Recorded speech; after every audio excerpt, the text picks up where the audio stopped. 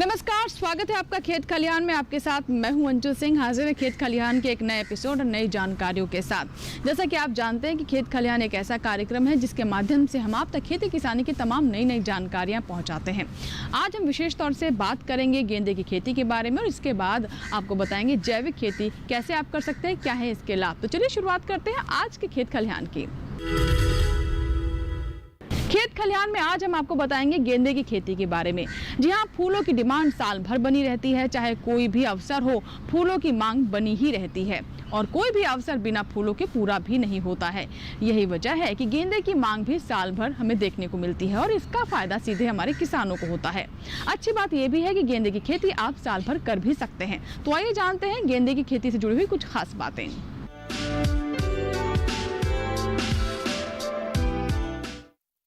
किसान भाइयों नमस्कार। आज हम गेंदा की खेती के बारे में चर्चा करेंगे। जैसा कि आपको पता है कि गेंदे की खेती आजकल आय संवर्धन के लिए एक बहुमूल्य फसल बन गई है। जो किसान भाई हमारे बड़ी शहरों के पास रहते हैं वो गेंदे की खेती करके सामान्य जो फसल लेते हैं उससे 2 से 3 गुना ज़्यादा आय प्राप्त कर सकते हैं। गेंदे के जो फूल हैं उनको हम माले के रूप में प्रयोग करते हैं, मंदिरों में उपयोग करते हैं। अगर जो किसान भाई और प्रोग्रेसिव हो जाते हैं वो उसके वर्णक निकालने, जिसको हम ल्यूटिन कहते हैं, ल्यूटिन निकालने के लिए उपयोग कर सकते हैं। ये अभी साउथ इंडिया में ज़्यादा प्रचलित है और ये मुर्गी के दाने में इसका उपयोग होता है, जिससे कि उसके अंडे का जो कलर होता है अंदर का, वो पीला भाग बहुत चमकीला हो जाता है। तो इस तरीके से किसान भाई इसकी खेती करके इसके फूलों को विभिन्न उपयोगों में ला सकते हैं। अब बात आती है कि हम लोग इसके लिए मिट्टी का क्या चयन करें। तो मिट्टी चयन के लिए इसमें बलुई दोमट मिट्टी बहुत ही उपयोगी होती है और जिसका पीएच मान 6.5 से लेके 7.5 तक हो तो उसको कर सकते हैं। अब किसान भाई जब चयन कर लेते हैं बलुई दोमट मिट्टी हो तो एक बात का इसमें ज़रूर ध्यान देना चाहिए कि वहाँ जल निकास की सुविधा होनी चाहिए। अगर गेंदे की खेती करते हैं और उसमें जल निकास की सुविधा नहीं है तो फसल लगाने के बाद उसमें सड़न हो जाता है और पौधे मर जाते हैं। तो ये सुनिश्चित करें कि प्रॉपर उसमें नाली बना लें खेत में, और नाली बनाने के बाद जल निकास की सुविधा उसमें रहनी चाहिए। ये समस्या बहुत ज़्यादा बरसात वाली जो फसल हम लेते हैं, जिसको हम अर्ली कहते हैं, अगस्त में लगाते हैं लास्ट में, और अक्टूबर में जाके हम उसका फूल लेते हैं जो दीपावली और दशहरा के समय में आता है, और ये बहुत ज़्यादा मुनाफा भी किसान भाइयों को देता है। इसके बाद हम चर्चा करेंगे कि कौन सी प्रजाति किसान भाई, जैसे हमारे जानते हैं कि गेंदा की खेती, लेकिन गेंदा में 2 प्रकार का गेंदा होता है। एक हमारा अफ्रीकन गेंदा कहते हैं, दूसरा हम एक फ्रेंच गेंदा कहते हैं, जिसको वो कभी कभी जाफरी के नाम से भी जानते हैं। तो जो फ्रेंच गेंदा होता है उसको हम लगा सकते हैं, अगस्त वाली जो हम बात कह रहे थे उसमें लगा सकते हैं। अगर इस समय हम अफ्रीकन गेंदा को लगाते हैं तो उसमें फ्लावर थोड़ा सा उत्पादन कम होता है। तो हम इसकी जो प्रजाति चयन के बारे में बात करेंगे तो अफ्रीकन गेंदा में हमारी पूसा नारंगी गेंदा, पूसा बसंती गेंदा और हमारी जो एक पूसा बहार करके भी हमारी वैरायटी निकली है, ये बहुत अच्छी वैरायटी है। और जब हम फ्रेंच की बात करते हैं तो उसमें हमारी पूसा दीप है, अर्पिता है। ये 2 वैरायटी हमारी बहुत अच्छी हैं। दीप का नाम दीपावली के नाम से है। इसकी अगर हम लगाते हैं तो ये दीपावली में पैदा हो जाता है। इसका जैसा मैंने आपको पहले भी बताया कि इसको हमें जुलाई में डाल के अगस्त लास्ट में इसका रोपण कर देना चाहिए। तो अब जिन किसान भाइयों ने किया होगा उनके पास पूसा अर्पिता, पूसा दीप या जाफरी लोकल के नाम से भी किसान भाई कुछ ले लेते हैं, वो उसके बारे में हम चर्चा बाद में करें कि उनमें समसामयिकी क्या करें।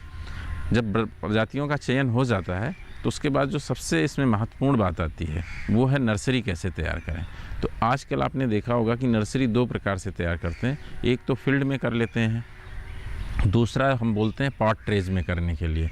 तो जो किसान भाई गर्मियों में कुछ अफ्रीकन वैरायटी हाइब्रिड लेते हैं और वो लगाते हैं, ऐसे हमारे पास बहुत प्रश्न आते हैं कि हमने नर्सरी में लगाया, उसका जर्मिनेशन बहुत कम हुआ। तो जर्मिनेशन कम पूरा लेने के लिए 100%, चूँकि जो बीज होता है वो काफ़ी उसका मूल्य देना पड़ता है किसान भाई को, तो उसके लिए वो कोकोपीट और वर्मीकुलाइट मिला के 60 से 90, एक ट्रे होता है उसमें ट्रे में 60 से 90 छेद होते हैं, उन छेदों में एक एक बीज डाल के उसको पोट्रे बोलते हैं, उसमें तैयार कर सकते हैं। इसका फ़ायदा भी है किसान भाइयों।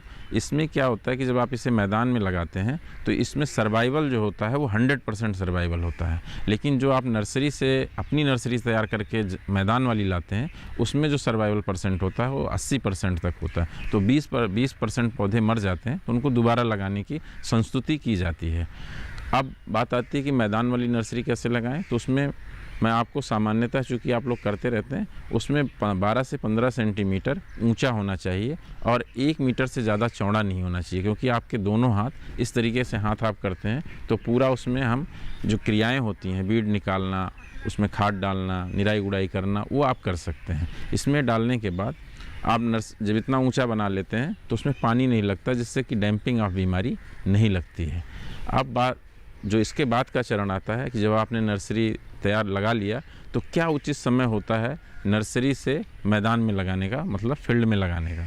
तो उस समय किसान भाइयों को ये ध्यान जरूर देना चाहिए कि अगर नर्सरी उनकी पुरानी हो जाती है तो उत्पादन पे बहुत ज़्यादा फ़र्क पड़ता है, और अगर बहुत जल्दी निकाल लेते हैं तो उसके सर्वाइवल, जिसको हम कह रहे थे खेत में मर जाते हैं, उससे फ़र्क पड़ता है। तो एक उचित जो समय होता है वो दिन में अगर किसान भाई नोट करना चाहें तो 20 से 25 दिन में बोने के बाद लगाना चाहिए, और उसे वो देख के भी पता कर सकते हैं। उसमें देखने के लिए जो होता है वो 4 से 5 पत्तियाँ किसान भाई देखें, जब उसमें 4 से 5 पत्ती आ गई हो तब उसे निकाल के लगा सकते हैं। अब लगाने के बाद किसान भाइयों को जब पौधा लग जाता है तो अब हम इस पे चर्चा करेंगे कि हम किस तरीके से पूरे साल गेंदा की खेती करें। तो जैसा मैंने आपको बताया कि वैरायटियों के चयन से, प्रजातियों के चयन से पूरे साल हम खेती कर सकते हैं। तो जो हम आपने बताया था कि फ्रेंच गेंदा है, उसे आप लीजिए अक्टूबर से नवंबर तक, दिसंबर तक, और फिर जो अक्टूबर मध्य में लगेंगी जो हमारी पूसा नारंगी गेंदा है, बसंती गेंदा है, ये आपको फरवरी मार्च तक देती हैं।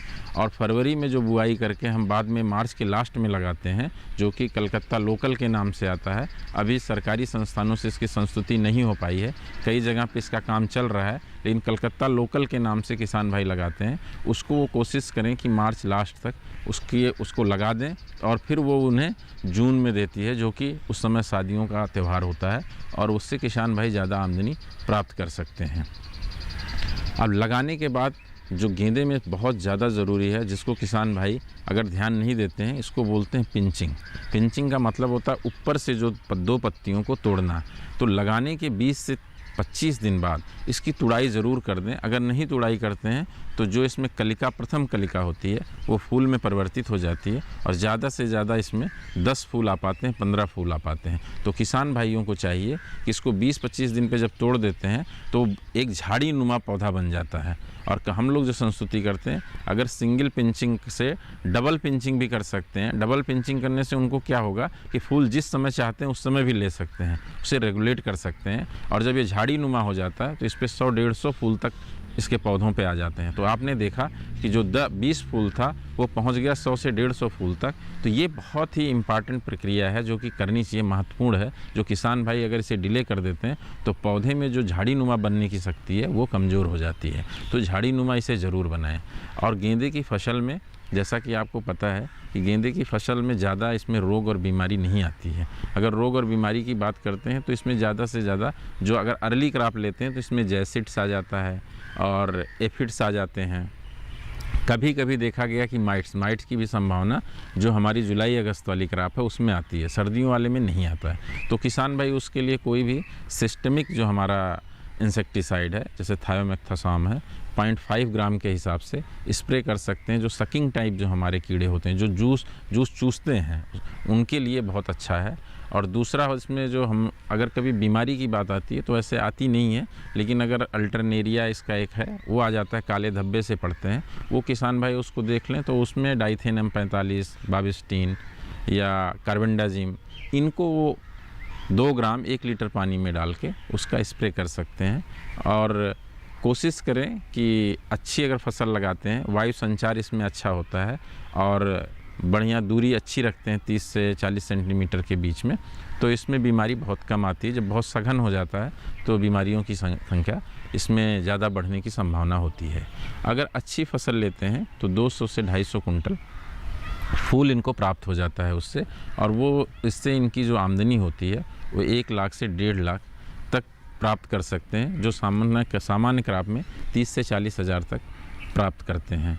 इसमें किसान भाइयों को एक मेरी सलाह रहती है कि जब आप गेंदा का लगाते हैं तो प्रजातियों के चयन के लिए, खेत के लिए, जैसा मैंने बताया कि इन सबको मैं थोड़ा सा समराइज करूँगा कि उसके लिए उनको क्या करें, ज़रूर विशेषज्ञ से सलाह ज़रूर लें कि जिस समय लगाते हैं। क्योंकि पीछे कई ऐसे प्रश्न आए, कुछ लोग जो फ्रेंच गेंदा है उसको उन्होंने गर्मी में लगा दिया, गर्मी में लगाने के बाद क्या हुआ कि वो झाड़ी बन गया और उनके प्रश्न आते रहे कि साहब वो तो झाड़ी बन गया और अब 1 मीटर तक पहुंच गया, उसमें फूल नहीं आ रहे हैं। तो इसमें जब तापमान कम होता है, इसलिए बताया जाता है कि आप अगस्त में लगाएं तो जैसे अक्टूबर में जो तापमान होता है कम होता है, उसी समय इसमें फूल खिलते हैं। और जो हमारी दूसरी वाली जो प्रजाति है वो भी अगर उसे पहले लगा देंगे तो उसमें झाड़ी बहुत बनती है और फूल नहीं आते। तो जैसा मैंने आपको पहले बताया था, उस तरह चयन करके ये किसान भाइयों को चाहिए कि वो अपने गेंदे की खेती करें। और मैं आशा करता हूँ कि इस तरीके से जो बातें बताई गई, प्रजातियों का चयन, मिट्टी का चयन, जल निकास, इसको काम करते हुए एक अच्छा उत्पादन वो गेंदे का कर सकते हैं और इससे मुनाफा कमा सकते हैं। तो भी आपने जाना गेंदे की खेती के बारे में। इसी के साथ ही वक्त हुआ एक छोटे से ब्रेक का। ब्रेक के बाद जब वापस आएंगे तो बात करेंगे जैविक खेती के बारे में। कहीं मत जाइएगा, देखते रहें खेत खलिहान। ये कामयाबी है अन्नदाता की,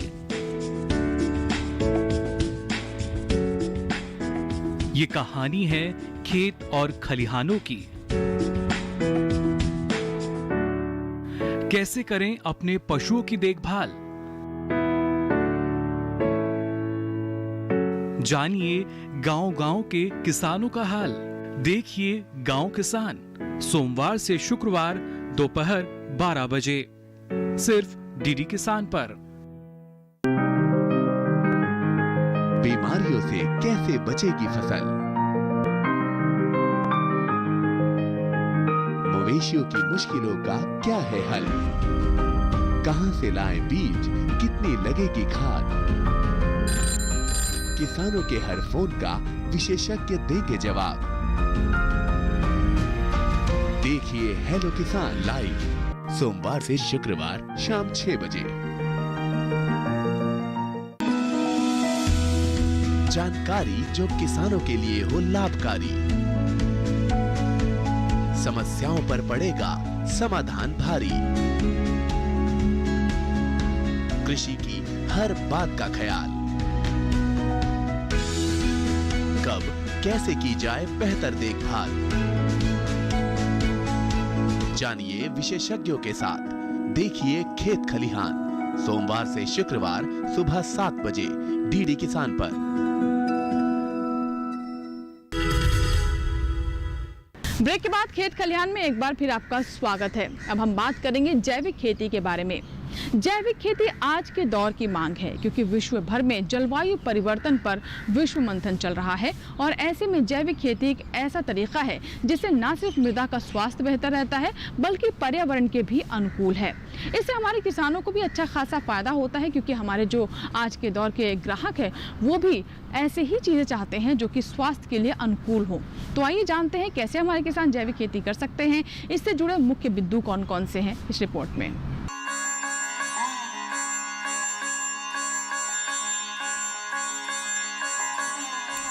देश में हरित क्रांति के अंतर्गत सिंचाई के संसाधनों के विकास, उन्नतशील प्रजातियों एवं रासायनिक उर्वरकों तथा कृषि रक्षा रसायनों के उपयोग से फसलों के उत्पादन में काफी बढ़ोतरी हुई, परंतु समय बीतने के साथ फसलों की उत्पादकता में स्थिरता अथवा गिरावट आने लगी। इसका प्रमुख कारण भूमि की उर्वरा शक्ति का क्षय होना है, क्योंकि विगत कुछ वर्षों में अधिकाधिक उत्पादन प्राप्त करने के लिए किसानों द्वारा रासायनिक उर्वरकों का अनियंत्रित प्रयोग किया गया, जिसकी वजह से मृदा स्वास्थ्य एवं मृदा में उपलब्ध लाभदायक जीवाणुओं की संख्या में भारी कमी हुई, जिसके फलस्वरूप मृदा की उत्पादन शक्ति क्षीण हुई, बल्कि विभिन्न कृषि उत्पादों की गुणवत्ता पर भी विपरीत प्रभाव पड़ा है।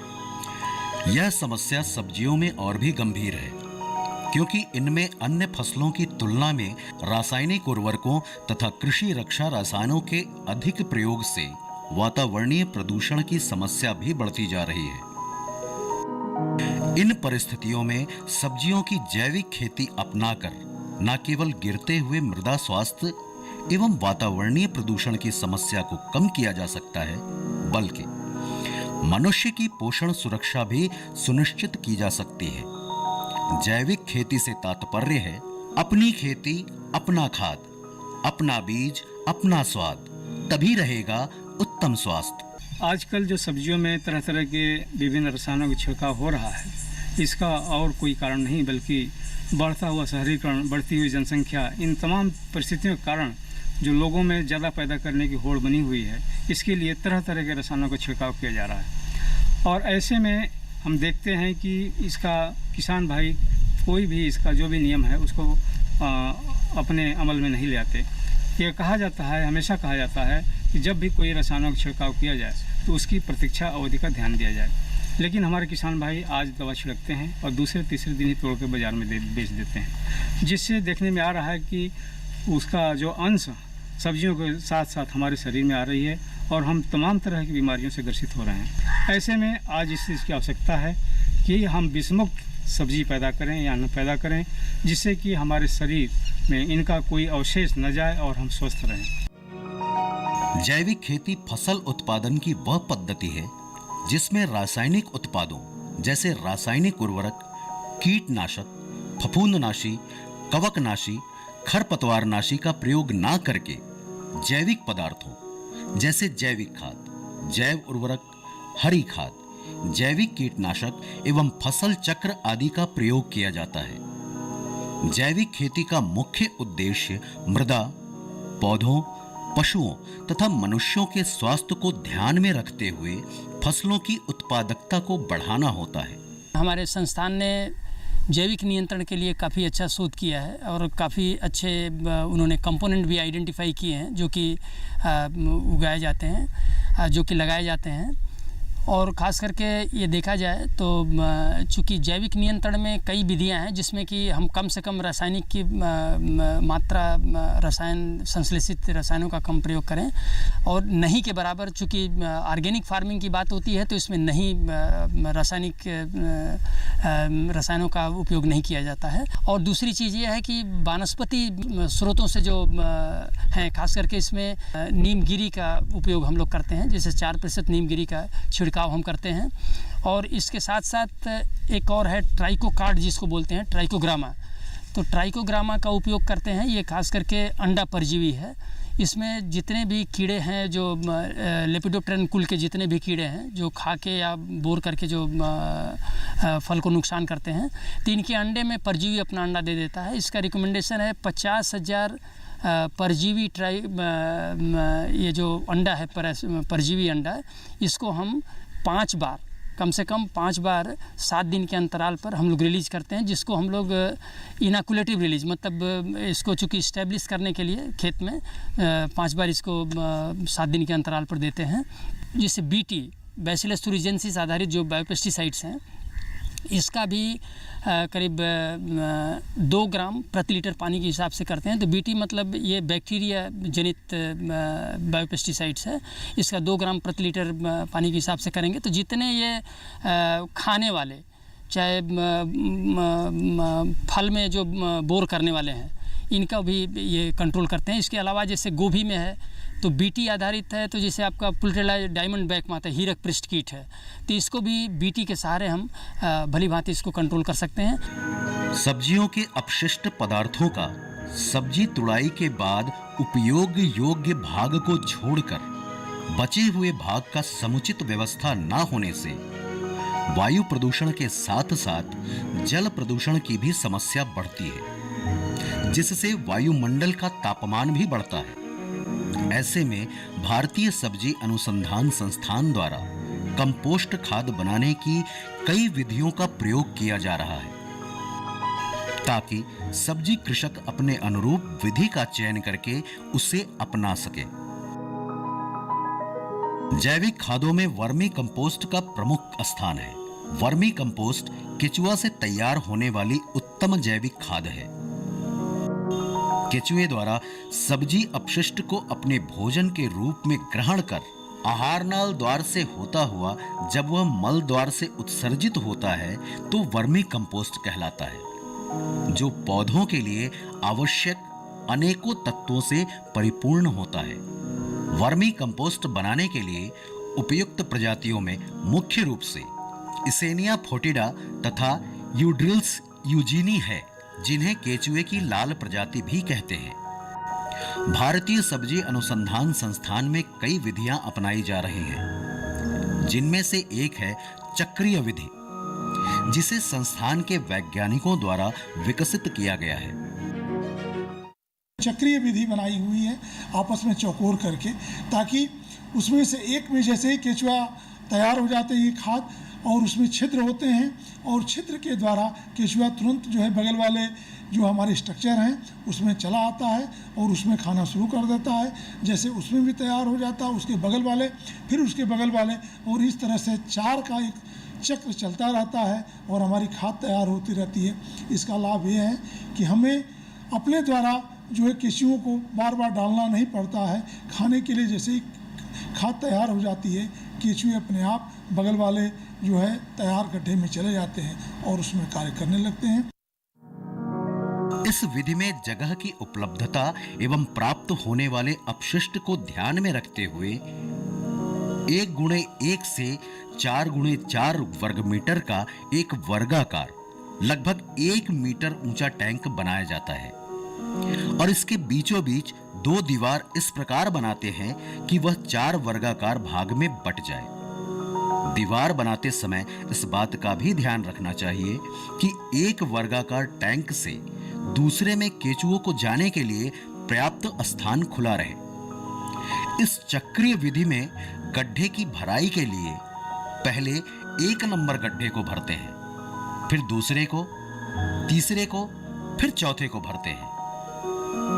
पहला गड्ढा भरने के 10 से 12 दिनों के बाद उसमें केचुए डाल दिए जाते हैं। इस प्रकार चौथे गड्ढे की भराई का कार्य पूर्ण होते ही पहले गड्ढे से खाद निकालने योग्य तैयार हो जाती है। केचुआ खाद बनाने की टैंक विधि इसमें स्थान के अनुसार छोटी बड़ी आकार की बनाई जा सकती है। सामान्यतः 3 से 5 मीटर लंबा और 1.5 मीटर चौड़ा तथा 0.6 मीटर ऊंचा बनाते हुए जमीन की सतह से 6 इंच ऊंचा एक तरफ ढालू बनाते हैं। टैंक की भराई करते वक्त कच्चा गोबर व सब्जी अपशिष्ट मिलाकर टैंक भर दिया जाता है। 10 से 12 दिनों बाद जब टैंक में गोबर व सब्जी अपशिष्ट से गर्मी निकलना बंद हो जाए तो केचुए टैंक में छोड़ दिए जाते हैं। नमी बनाए रखने के लिए बीच बीच में पानी का छिड़काव करते रहते हैं। केचुए की खाद बनाने की सचल टैंक विधि, इस विधि में किसी स्थायी निर्माण की आवश्यकता नहीं पड़ती है, बल्कि प्लास्टिक के बर्मी बेड जो विभिन्न आकार के होते हैं बाजार से खरीदकर समतल जमीन की सतह पर लकड़ियों, बांस की खूंटियों की सहायता से खड़ा कर देते हैं।